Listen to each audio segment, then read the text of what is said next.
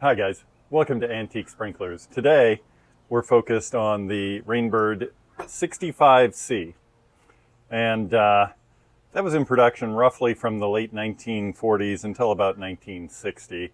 Those are very approximate dates, and for that reason, in my view, it forms the bridge between the original Rainbird 65 and then the 65D and sometimes called the 65 PJ today, that has been really the backbone of that 1-inch part circle impact rotor space for Rainbird, now for 60 years.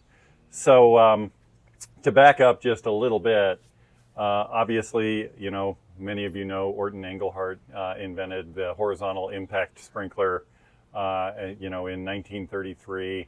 And shortly after that was patented, he received a patent for a sprinkler that reversed. And if you look at the patent, it looks a lot like the Rainbird 65 that they put into production shortly after that. I have a price sheet that is labeled, I think in 1936, that actually shows a picture of this thing on it, possibly 1939, but I think it's 36. And so you can see right away they were selling this particular version of the sprinkler. And so, some of the distinguishing features on it, it has a fixed trip mechanism, which means that you can't move it up and out of the way to make it a full circle sprinkler. It's always going to be part circle. I suspect, just given the way the tabs are constructed on it, that it's probably good for 20 degrees to 340 degrees, like most adjustable part circle impacts have been since they're, the beginning of time for them.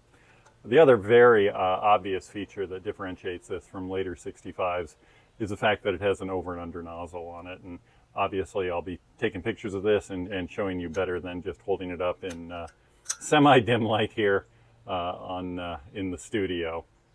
So other features, it really looks like all the lettering and numbers on the body itself here are added after the body is cast. They look like they come on their own little plates and have been adhered to it somehow.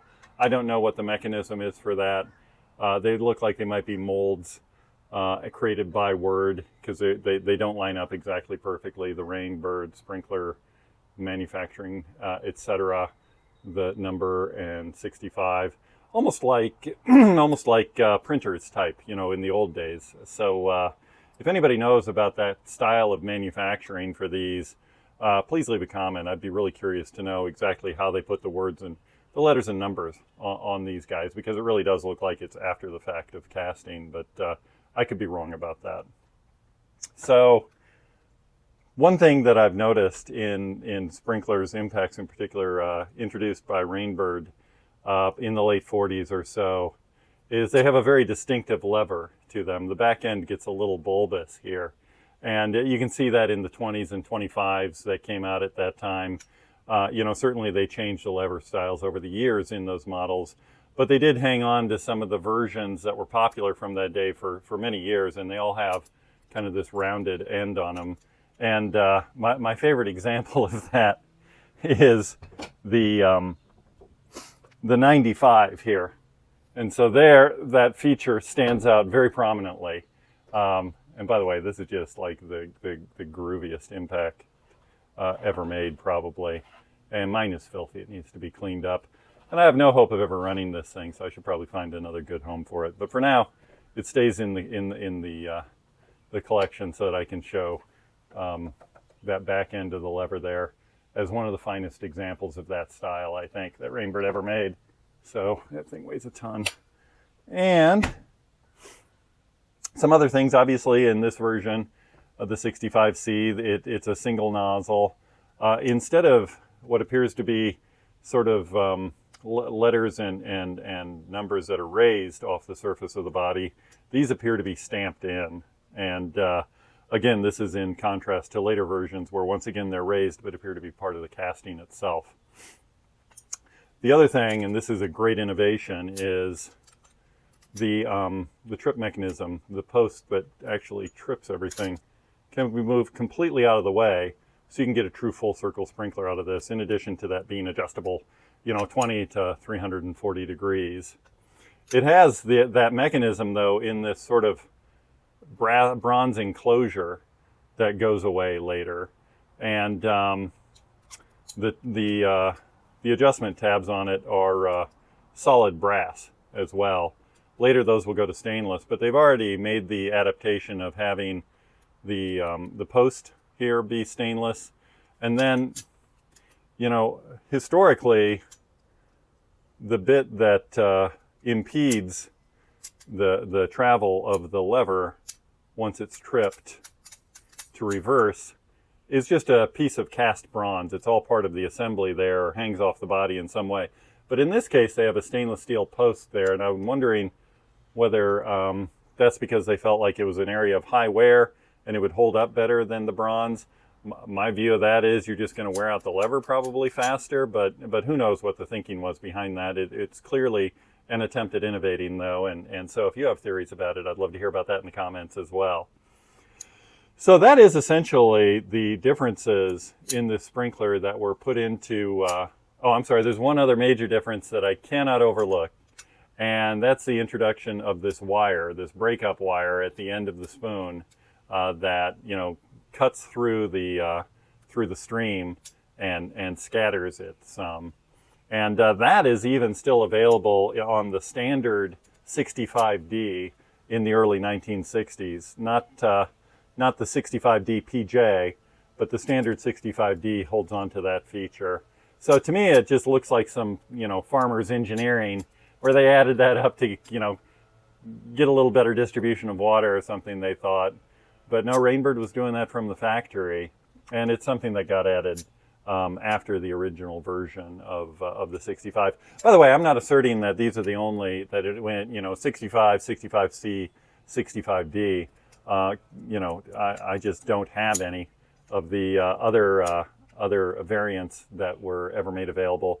And I honestly haven't seen them in catalogs either. And I have a decent representation, not so much in the 40s, but in the 50s and 60s and 70s, I have a handle fairly well on what Rainbird had available. If you know about other variants, say a specific 65A, or if they ever went to a 65E like the 85E did, let me know. So that's basically what's different about a 65D.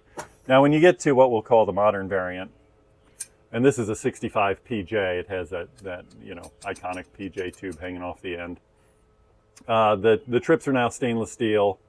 At some point, I'm sure they were thicker ribbons, and then they went to more of like a wire style trip mechanism. And it has a breakup screw that you can get as opposed to that wire hanging off the end of the lever, which I don't know where there would have been room for it anyway on a PJ. That wouldn't really make sense. The post that trips everything can move up out of the way to give you a true full circle. And that's about it. The other thing that's obvious that I didn't point out is originally it started as a 1-inch male threaded sprinkler. Immediately they switched to female threads at 1 inch. I don't know what the rationale for that is, but you see that in a lot of manufacturers' stuff. So there must be some reason why a female connection is preferable. That's another one if you know. Leave a comment. So at some point I'll do videos probably about sort of each of the major model numbers of Rainbird impacts that survived over decades, like the 30, the 35, obviously the 20s and 25s have been around since just about the very beginning, and show different models of them. And then I have friends who will hopefully come along on that journey who have all the variants and all the years. It's amazing what's out there in some people's collections. So that's basically what I have to say about the 65C. It's a beautiful sprinkler. My buddy Frank cleaned this one up beautifully. It's not one that I did. I can't take credit for the state that it's in. He just did a fantastic job on it. I think it runs very well, even though, with a 7/32 nozzle, it's getting towards the upper end of what I can run, obviously. I'm fairly limited here. And that could be why, it doesn't run super quickly. But I think it does run very well. I'll let you be the judge here as we get out of the way and let you enjoy it in operation. Thanks for watching.